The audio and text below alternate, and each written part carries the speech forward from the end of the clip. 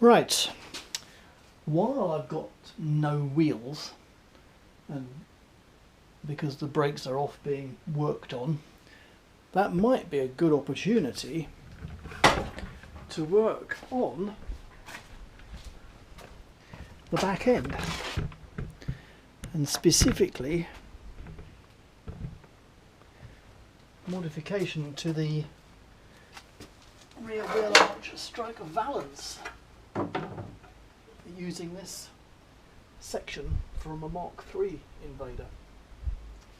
So that's what I'm going to look at doing now. There are some important differences about the Mk2 and the Mk3, namely this wheel arch section here and the shape of the corner, which in this Mk3 piece is rounded, and on the Mk2 I think you can see on the Mk2 is quite squared off. So I'm going to have to do some adjustments. I think the first thing to do is to mock it up to see how it looks. Alright, that's kind of one way of doing it. Let's move that slightly higher. So what I'm seeking to do here is basically line the lip edge. You can very much see that the Mk2 wheel arch curves away, whereas the Mk3 doesn't. Alright, let's leave it at that for the moment and see how it looks from behind. Now here we have another problem with the rear edge. Just doesn't line up at all, but that may be okay actually. I can just cut that off. After all, I'm looking for a different shape there. So yeah, I mean, it's not too bad.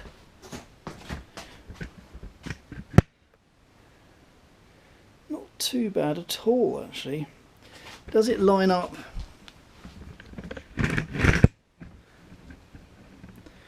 from a circular perspective, i.e.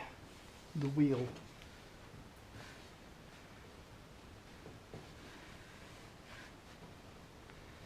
It's not too bad. It just needs to go in, obviously, which it can't do at the moment.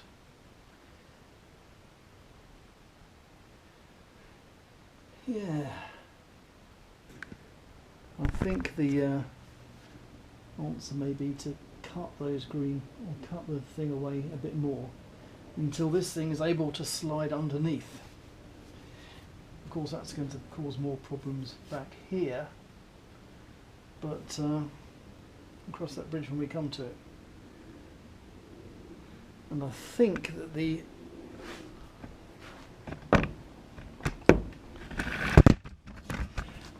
this little wheel arch liner will have to be taken off actually. It may well be replaced later, but at the moment it's just a nuisance. So I think I may take that off for now. Right, so I've removed the small piece of wheel arch liner or inner wheel arch that was there. Just a very small piece. Will have to be replaced later, perhaps. And I'm just offering it up.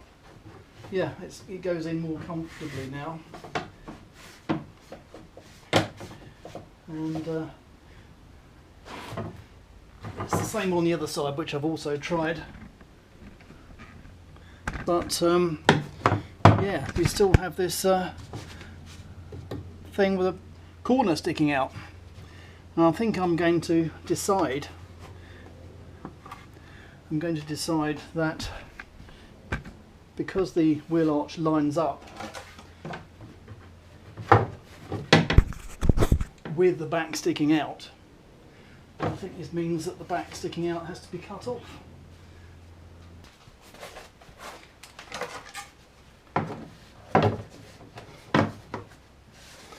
Yeah, the line of the wheel arch over here is pretty good line up actually, but with quite a large piece of the back missing, so I'm going to cut that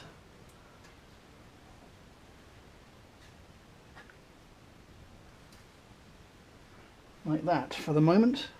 Right, so let's see now. That's not bad. And obviously I need to sort something out at the back now, but I've got to do that anyway, so yeah, I'm quite pleased with the way that's sitting on now.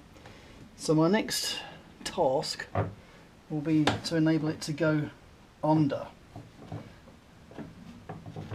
as much as possible. So this is where my green lines come into play, and cut some more off. Let's see about that then.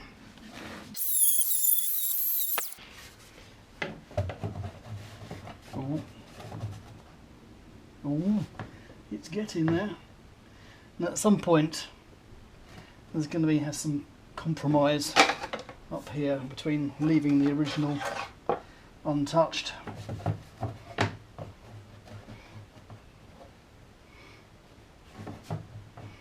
Hopefully you can see what I'm trying to do here.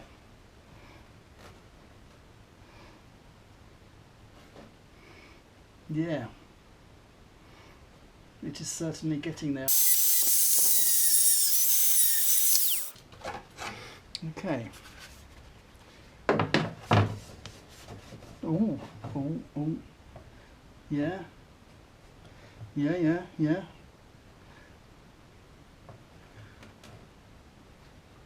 That is most certainly getting there. Now, what I can do, I think, is I can feather this down to a really thin section.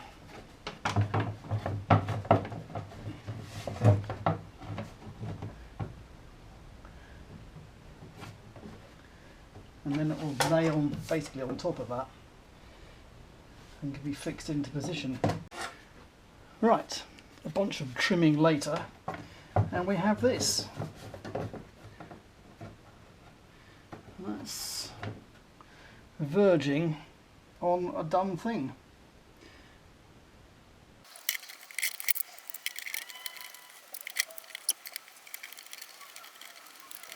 Okay, how does that look then? Now obviously there's a piece missing here. Let's not worry about that, because in fact the whole section's missing. So that's a separate thing. But does it provide the function of a rear valence section?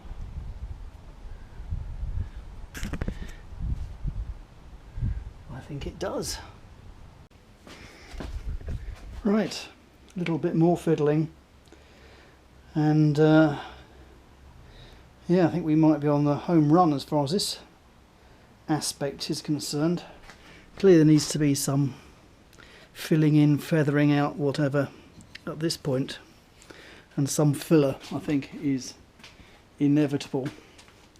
But the rear valence, and strangely that was probably the original focus, that looks a pretty good fit to me. So it just needs attaching, and then of course something needs to happen at the back. Okay, so here is that side again, and I've done the same thing on this side. I'm looking to get the arch to line up with the standard one, which it kind of does, depending on, needs to be fixed in with something better than gaffer tape. Obviously there is some flexibility in these mouldings, so yeah, fine adjustments need to be done, but yeah, I'm quite pleased with that. And I now need to create a valence which joins the two together. Right, moving on from fixing on these panels with tape, I'm going to the next stage, which is fixing on with screws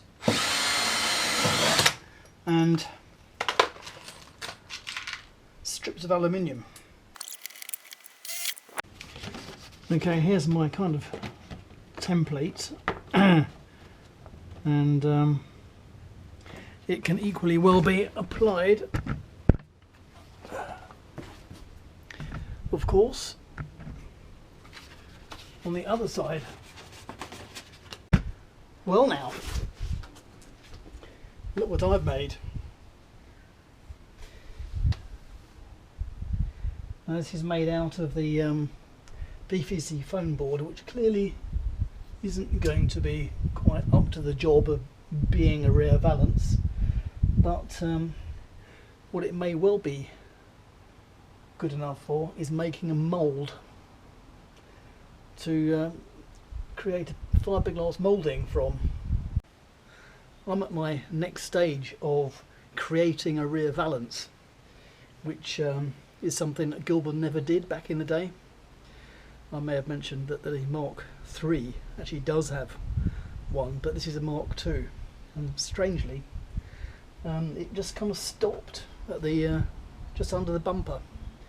Anyway, I'm creating a rear valance to go with the wheel arch extensions, which I have taken from a Mark III, but they don't need to be as big on a Mark II because I've got an MG axle. So I've gone through my sort of external mould, sealing with sellotape to keep the resin from coming out, on making a mess on the floor so much, but also more importantly on the inside, for example up here under the chassis and over here where there's this gap, which I've decided I am going to fill in. Obviously it's going to be very rough and ready, with lots of creases and things from the sellotape itself, but that's okay because I can bodywork it with filler and all kinds of stuff. But also I have used what I consider to be a release agent, spray grease, which works very nicely. Sprayed into all kinds of places. I'll take my word for it that this is actually quite slippery now. So I've just finished laminating glass fibre matting on the inside of my mould here.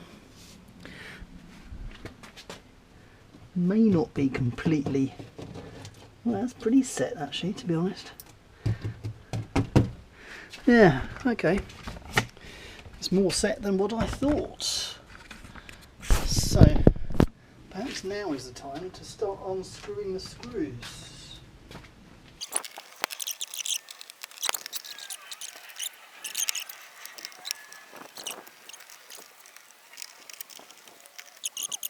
So after my efforts, this is what I'm left with.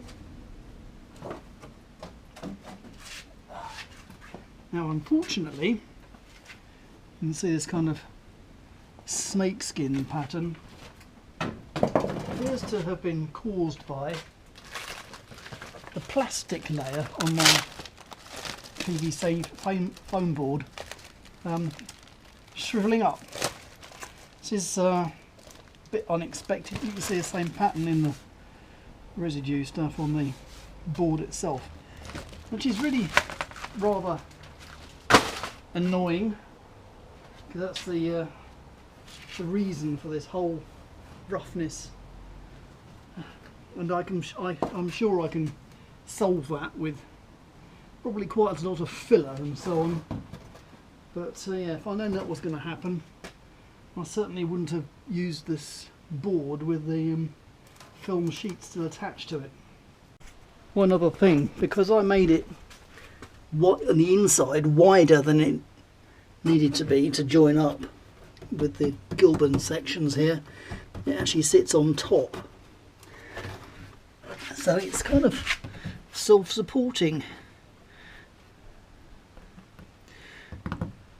but obviously the degree of lamination up here is extremely poor. In fact, so much so it's probably soft enough that I can actually have another go at laminating it into place, and then in due course it will become part of the main body. I left off this project end of last week because I ran out of fiberglass matting, but now I've got some more.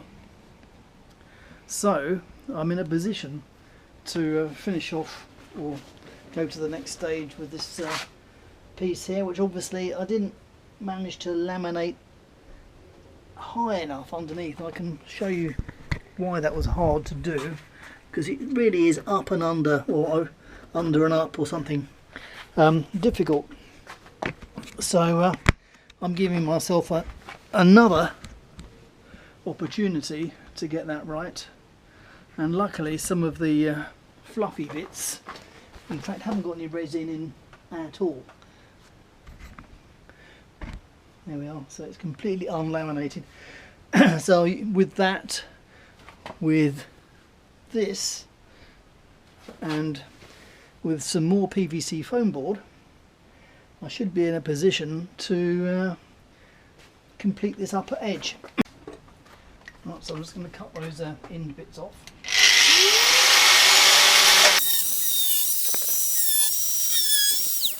So what I'm going to do to extend this up slightly is fix this thing on and laminate behind it. Pretty simple stuff. But before I do that, I need to, well, that snakeskin effect plastic has already come off actually, but I'm going to give it a good clean off and make sure it doesn't stick. Okay, so I've fixed on my PVC foam board. I've also trimmed more of the back side where it was kind of folding over on itself, and in a moment I shall lay some fiberglass, just flat surface, onto there. But right, that's that done then. It's been off, it's been cleaned and greased, and there's a join here, as you may have noticed, where the piece wasn't really long enough, so bridged that with some clear packing tape, and now I should be in a position to laminate up to the edge of that, and that's all I'm wanting to do. That's quite hard work. Now, this has been by no means a masterclass in fiberglass layout.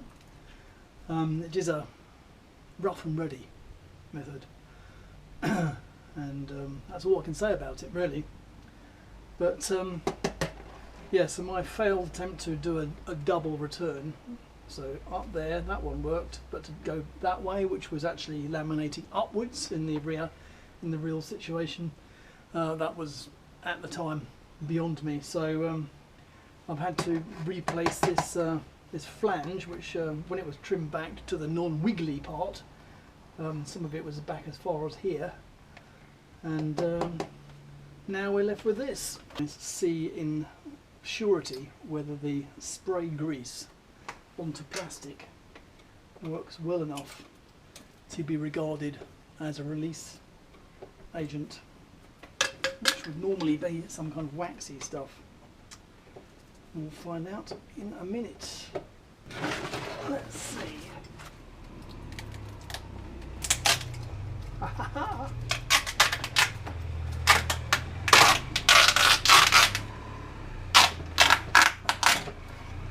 Yes, very good.